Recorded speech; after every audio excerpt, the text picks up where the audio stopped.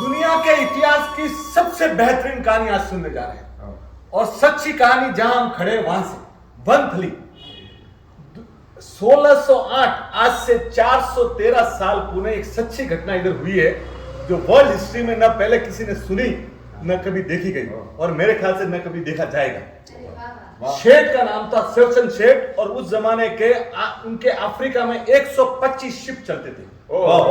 इतना बड़ा उनका इंपोर्ट एक्सपोर्ट का बिजनेस था और करोड़ रुपए उनके खुद के लगे हुए थे और उनके ऊपर लोगों को इतना विश्वास था कि वो बंदा कहीं मांगने नहीं जाता था। करोड़ों रुपए लोगों ने उनको अपने दे रखे थे ब्याज के ऊपर कि भाई आप हमारा पैसा लगाएंगे। सेठ का कारोबार चल रहे थे और सेठ भी एकदम धर्मनिष्ठ आदमी थे और जैन धर्म को पक्का मानने वाले। एक दिन एक बार वो भगवान की पूजा कर रहे थे, उनको समाचार आया कि उनके 125 शिप पूरे अफ्रीका के समुद्र में जबरदस्त तूफान आया कि पूरे के पूरे सब शिप डूब गए। वो सुने पर सेठ बड़े शीतलनाथ जैसे बगा तो सीधे गए घर पे, बोले परमात्मा के ऊपर छोड़ता हूँ। वो छोड़े क्या, इतने में तो यहाँ के गांव के ठाकुर ने 1.25 लाख रुपए दिए हुए थे।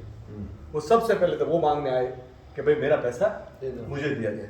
उन्होंने गिन के देना चालू किया। अब पूरे गांव में जब अफवाह फैल गई, आसपास जहां जहां भी लोगों ने पैसे ले रखे थे मांगने चालू। अगले ने मुंह में अन्न का दाना भी नहीं डाला और रात तक आप सोचिए अगले ने 50 करोड़ का पेमेंट किया 413 साल। जब पेमेंट पूरा हुआ उसके बाद भी देखा कि मांगने वाले हैं, उन्होंने बोला भी कल आना। और दूसरे दिन उन्होंने क्या किया, इनके आसपास खेत खलियान प्रॉपर्टियां जो भी थी मांगरोल वनथली पोरबंदर तक इनके जितने भी खेत थे ना, उन्होंने उस समय जब देखो किसी की तकलीफ आती है तो फिर आदमी औने पौने दाम में बेचता है। उन्होंने बोला मेरा इज्जत मेरे जैन धर्म का जो मेरा नाम है ना वो खराब नहीं होना चाहिए। अगले ने पूरा का पूरा पूरी प्रॉपर्टियां बेच दी। आप सोचिए उस समय क्या हुआ, इनके घर पे इनकी बहू माँ और इनकी मिसेज वो तीनों आके बोली सावसन तुम चिंता मत करो हमारा सोडा बेचो। आप देखिए घर की लेडीज कैसी थी, बोले हमारे पियर का बाहर हो जाएगी पर अपनी इज्जत रहनी चाहिए। उन्होंने अपना सोना भी बेच दिया। उसके बाद भी रात को देखा कि कुछ लोग और भी पैसे मांगने वाले खड़े थे। अब इसकी हालत खराब होगी। उन्होंने एक छोटा सा मकान अपना खुद का रहा और कुछ है नहीं।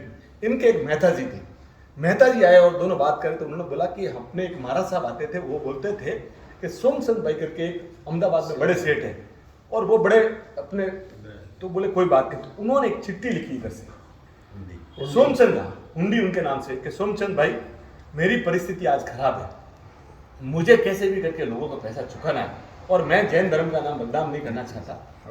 आप मेरी हेल्प कीजिए और 1.25 लाख सोने की मोहरे आप मुझे दीजिए, मैं ब्याज समेत पूरा आपका चुका दूंगा।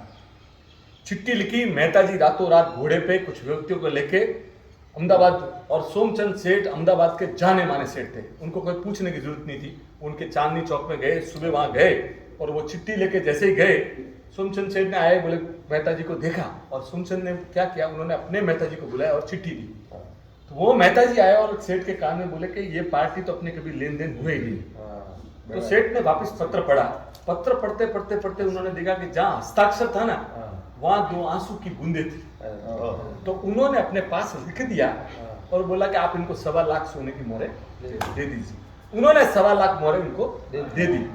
वो लेके गए और वहां फिर शिवचंद सेठ ने उसी दिन सबका पेमेंट टोटली ब्याज समेत दे दिया। और दूसरे दिन तो सुबह एक घोड़ा समुद्र के किनारे से दौड़ता हुआ है, बोले सेठ की जय हो, सेठ की जय हो। बोले क्या हुआ, बोले अपने 125 के 125 जो शिप थे ना वो साबित है बचे हुए, वो जहाज में रुक गए थे, वो सब आ रहे हैं। वो जैसी ये घटना सुनी वो ताजुब रह गया कि क्या बात है। वो जब आए तो उन नाविकों से जब पूछा गया तो उन्होंने बोले समुद्र में इतना बड़ा जहाज आया था तो हम अफ्रीका के पास ही एक आइलैंड के ऊपर वहां रुक गए थे और 8 दिन तक हम वहीं रुके रहे और उनको अपना किराया दे दिया और 8 दिन तक अपने शिप को उन्होंने बचा के रखा और जब समुद्र शांत हो गया तब हम आएंगे। आप सोचिए परमात्मा की वैसी कृपा रही कि वो जो भी माल था ना उसमें इतनी तेजी आई कि सेठ का भी पैसा निकल गया, देनदार वालों का भी निकल गया और 5-7 दिन में ये हो गया कि कर्म की क्षति देखिए। 7 दिन में सेठ रंक से राजा और राजा से रंक बन गया और ये हालत हो गई। उन्होंने बोले कि मेहता जी पहले चलिए सोमचंद सेठ के यहाँ मुझे पूरा का पूरा पेमेंट देना है। जय सेठ के वहां और सेठ को बोला तो सेठ ने बोला बोला खाना वाना खा लीजिए। खाना खाया, बोला क्या है, बोले ये 1.25 लाख मोहरे आपने जो ली थी ब्याज समेत लीजिए। बोले मैंने तो दी नहीं। बोले मैंने तो, बोले मेरे यहाँ कहीं, बोले मेहता जी को बुलाया, बोले मेहता, बोले कहीं लिखी हुई है नहीं, बोले मैंने तो आपको दी नहीं। अब ये बोले मैं खाना ही नहीं खाऊं जब तक आप मेरा पैसा नहीं लो। अगला बोले मैंने ली नहीं। आप सोचिए 24 घंटे तक अगले ने अन्न पानी नहीं लिया, और फिर जब वो सेल्सन सेठ थक गए ना, तो उन्होंने अहमदाबाद के उस जमाने के सब महाजनों की रात को मीटिंग बुलाई और मीटिंग बुला के पूछा कि आप इसका न्याय कीजिए, मुझे अपराध मुक्त से मुक्त कीजिए। इन्होंने मेरे समय पे हेल्प की थी और मुझे अब ये पैसा नहीं चाहिए। और जब पैसा देने की बात आई तो बोले सेठ लेनी है। तब रात को महाजनों ने निर्णय किया कि भाई दोनों पार्टियों में ये है, तो ये 1.25 लाख सोने की मोहरों से पालितना में भगवान का बहुत बड़ा, जो इसको जैनी लोग टूक बोलते हैं, पालितना पर्वत के ऊपर एक टूक बनाई जाए।